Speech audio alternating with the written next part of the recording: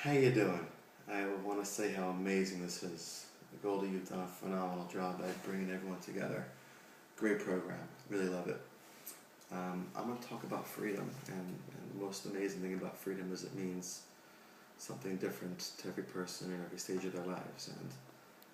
And the whole idea of freedom is that everybody wants to be free. Everybody feels the need to be free. Animals, human beings, and etc.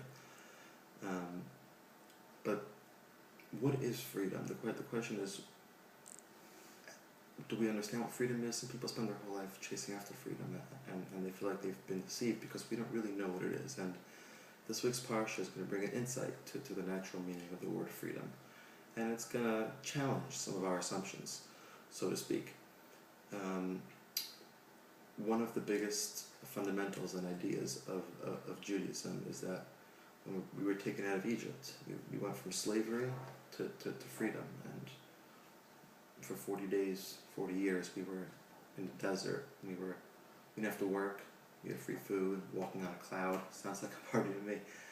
But that was freedom. And then it says in the pasuk that Hashem brought us out of Mitzrayim from slavery.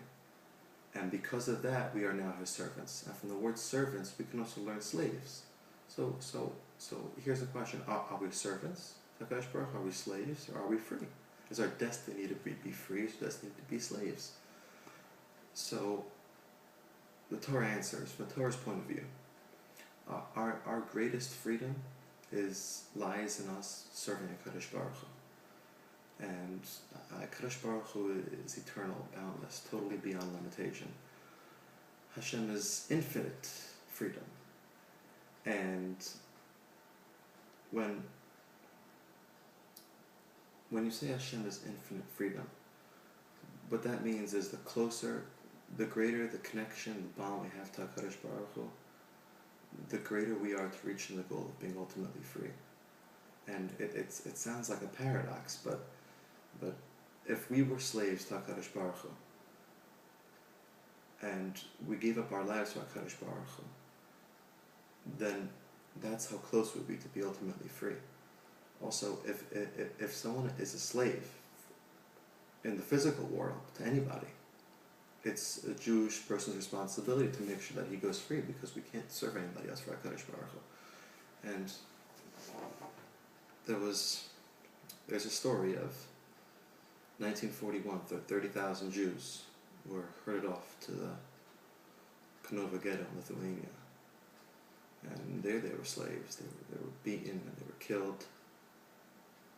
But for some odd reason, during the day, or every day, or throughout the week, people still did the same things. They davened, they went to shul, they learned. And one morning they're in Shachris, they sing the brachas, and the person who's davening goes over the bracha where he says, thank you Hashem for not making me a slave. And he breaks down and starts crying. And everyone in the shul is just away from him, sees the chazan, and it's gripping everyone by the heart, because they know they're slaves to the Germans. They know their life totally depends on them. And he goes to the Rav and he says, I can't daven. Why are we saying this? He's screaming and crying. It doesn't make any sense. And the Rav answered him. The Rav says, we're spiritual beings living in a physical world. They can take everything from us. They can take our families, they can take our houses, our jobs, our clothes, everything we have. But they can't take our souls. Because our souls are free and we belong to HaKadosh Baruch Hu. We're slaves, but we're free. Thank you.